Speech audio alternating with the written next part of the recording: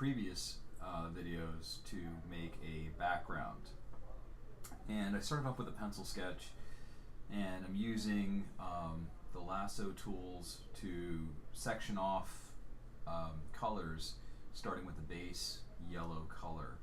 So here you can see that I'm actually blocking out the path, and now I'll be focusing on the right hand side where I'm putting all the ruins and the rocks, and I'm using the freeform lasso tool to make all of those shapes. So I start off with shapes first. After I go ahead and block out all the shapes, then I start thinking about highlights and shadows. So I'm using my selections, duplicating the layer by hitting Control J, and then Control U to make the hue darker. And here I'm working on the small bridge, which is the focal point for this particular piece. It's a small arched kind of covering. And I'm blocking it out, Control J, Control U, making it a little bit darker. And then I'm going to go back and I'm going to smooth out that curve by using the elliptical marquee tool and subtracting the excess from that shape. Now I'm focusing on the left-hand side with the pillars and the stairs. Because I am dealing with pillars, I'm using the polygonal lasso tool.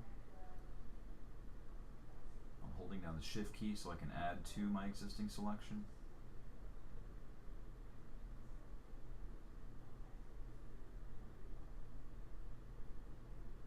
And rinsing and repeating that.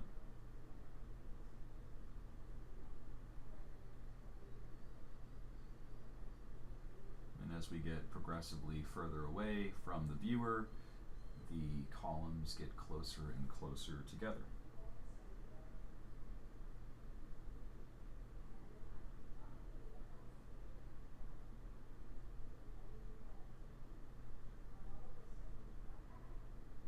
Now I'm duplicating the selection onto its own layer, adjusting the color. Columns are basically going to be white. Here I'm using the pen tool because I'm dealing with curves that are representing the stairs. Convert the path to a selection and adjust the color value. I'm doing that for the second staircase. So if you're dealing with very precise shapes, or if you're dealing with things that are curved, the pen tool gives you a little bit more flexibility.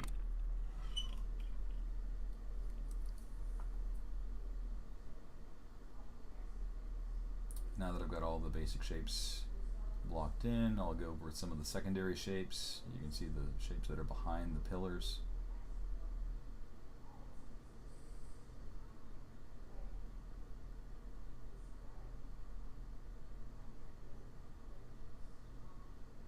Some rocks.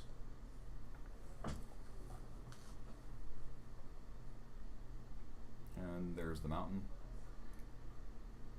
Freeform lasso tool for that.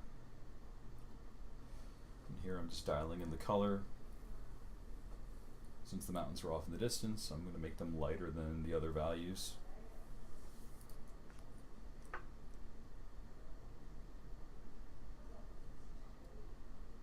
Now I'm going back in, now that I've got the basic shapes blocked in, I am making my shadow selections.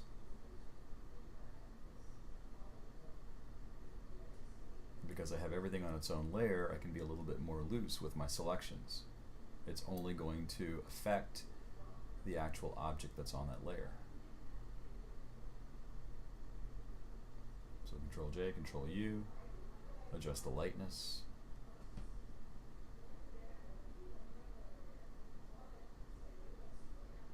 Now I'm going to think about potential highlights or actual areas that are a little bit lighter.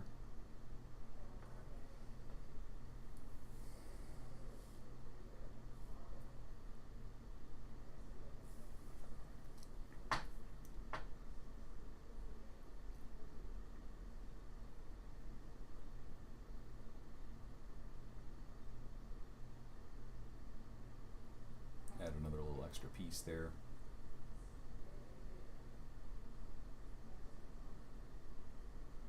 Now I'm going to attempt to make selections that are going to represent the cracks or the cobblestones that are on the path. I'm holding down the Shift key, using the freeform lasso tool, and simply demarking shapes that are indicative of the stone pathway. I'm holding down Shift to add to my selection.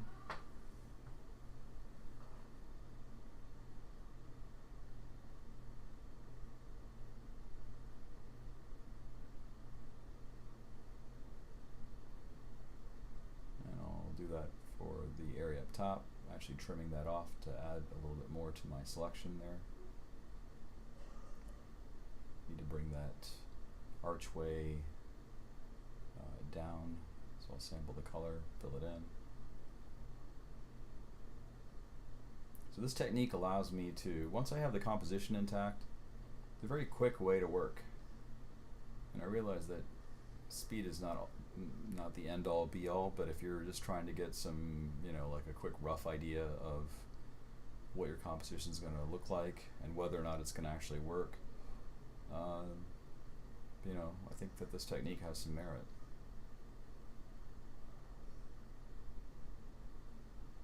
So here I'm selecting a portion of each of the columns. This is going to be the shaded portion.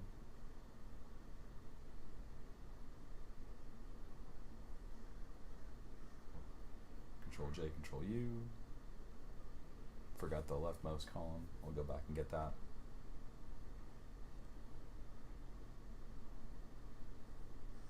You end up with quite a number of layers when you're working this way, and I'm not meticulous about naming my layers when I'm just in the throes of working, but you can always hold down the Control key on the thumbnail for the layer to determine exactly what layer you're on.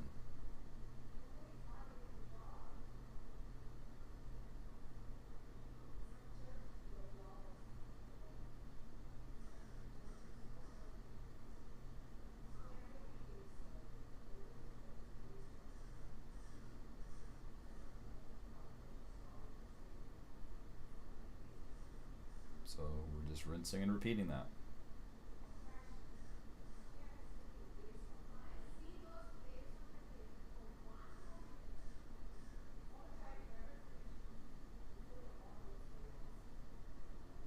If you're making a bunch of selections and you lose the selection, you can always hit Control Z or Command Z to get them back.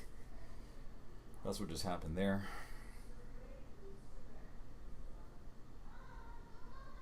And I can toggle off the underdrawing layer, so I'm just left with my shape layer, or all my shapes. I'll finish that street.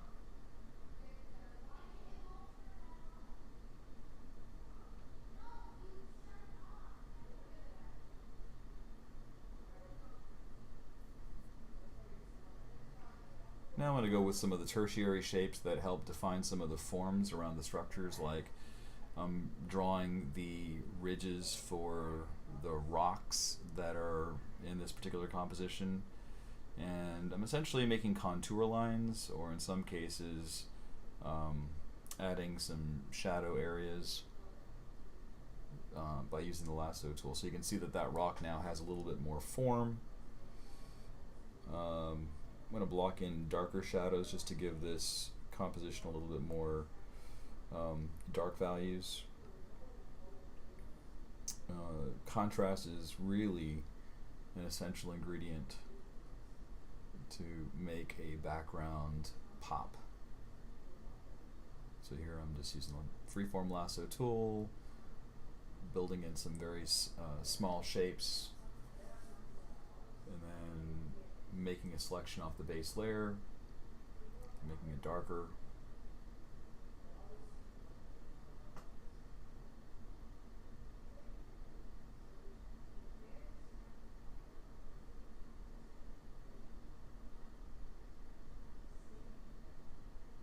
Adding some cracks.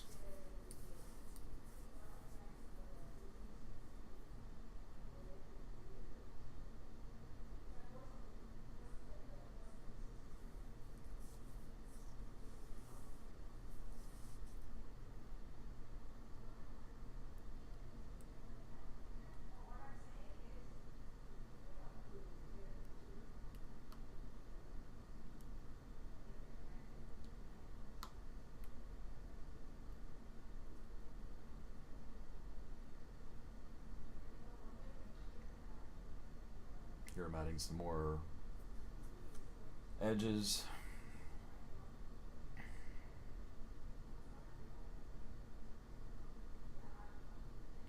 You can start to see some of those flat shapes now begin to have form.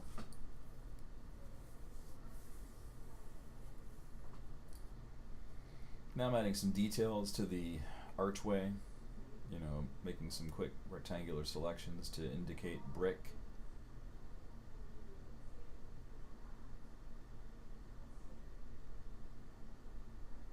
Making more, this time I'm going to add some lighter bricks.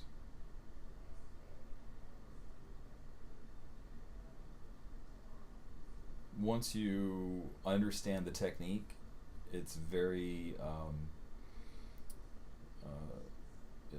you can really build something very fast.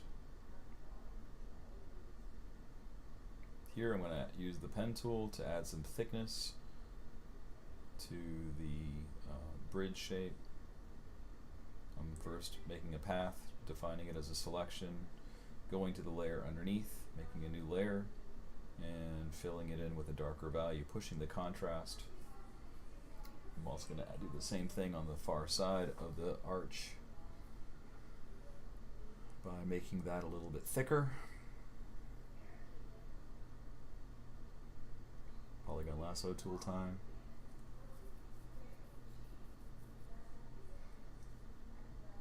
Sampling that same color. When you start off with a monochromatic palette, like I'm doing in this case, it's a very simple way to make sure the colors are going to all be in harmony. And this might be an interesting way to start before you get too caught up into things that have lots and lots of colors. Start off with monochromatic color values. So I need more of that white path to show up. And I'm just looking right now to see if I've got a layer that might be hidden. I do, so I'm going to move it up. And now here I'm adding the ridges to each of the columns. Again, using the poly lasso tool and making very thin, tall rectangles. And obviously the further away I get, the less I will see those details, but they're going to be very noticeable when you're closer to the object, right? So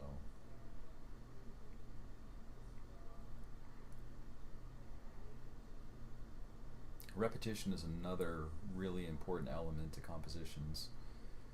The columns themselves are repeating elements, so the eye follows the columns to the arch. Some of the color values are also repeated too.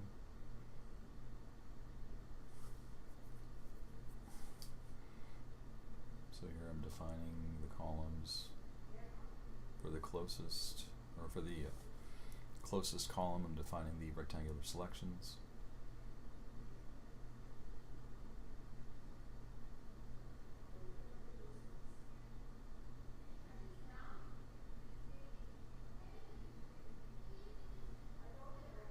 And now I'm duplicating that, adjusting it with the transform tool.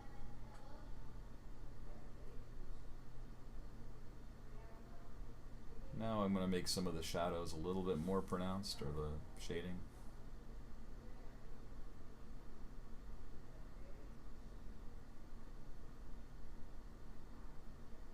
Making that a full selection. Oh, need to go to the right layer. There we go.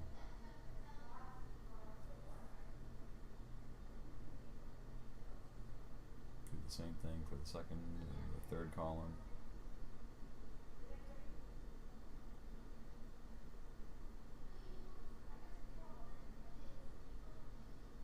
Making those a little bit darker.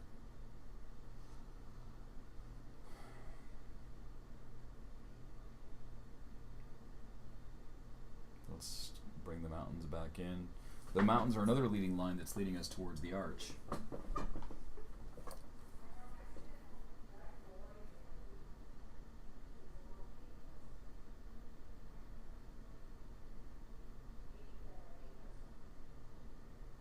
Let me fill that area with white.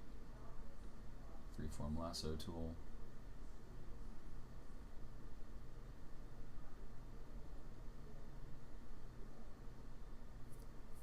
It's important that your composition have light, medium, and dark values.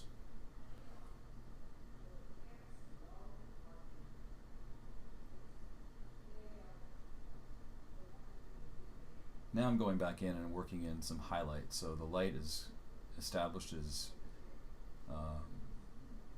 in the light source rather, is established as facing the viewer. So I'm coming back in with the polygonal lasso tool and blocking in areas of white, high contrast.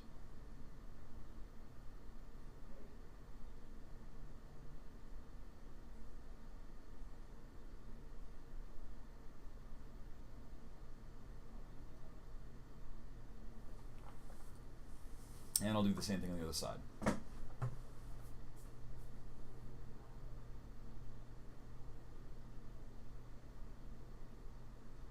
Here what I'm doing is just making a selection on its own layer and just using the polygonal lasso tool to complete selections and then fill it in with white. The highlights are all going to be on their own layer.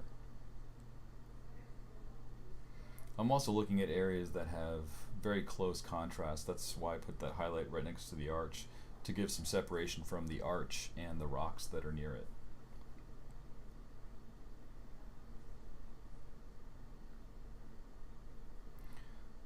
Now I'm adding some details. I'm using the freeform lasso tool, making some quick circular selections to denote rocks, gravel, right?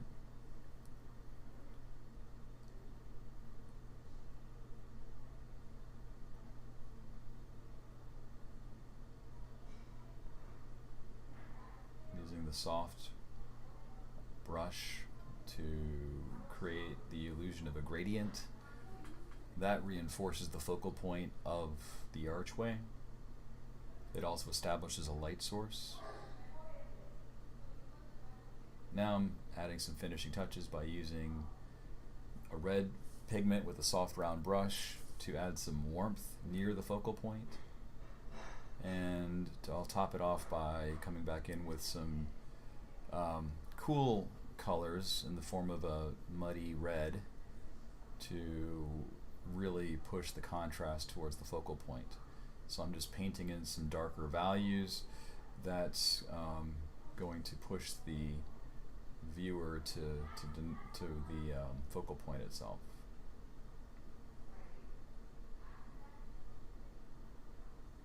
The brush a little bit bigger.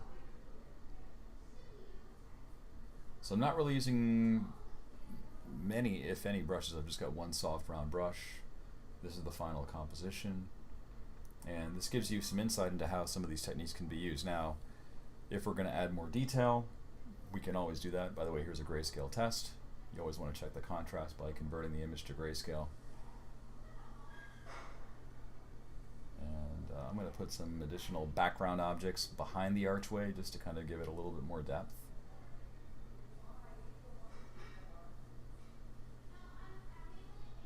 There we go.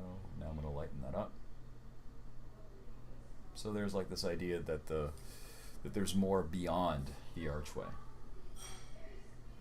So I hope you found this video to be informative. This was actually recorded in real time, so you can see exactly what it takes to use these techniques and how long it takes to put something like this together. Thanks for watching, and I hope you learned something.